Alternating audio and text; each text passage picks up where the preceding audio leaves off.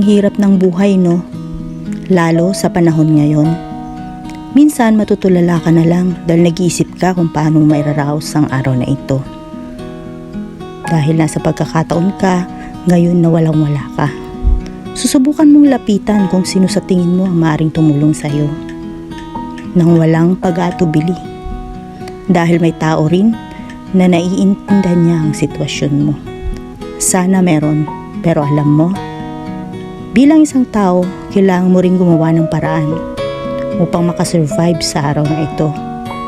Samahan ng sipag, lakas ng loob at dasal sa Panginoon dahil alam natin na di niya tayo pababayaan. Tiwala lang.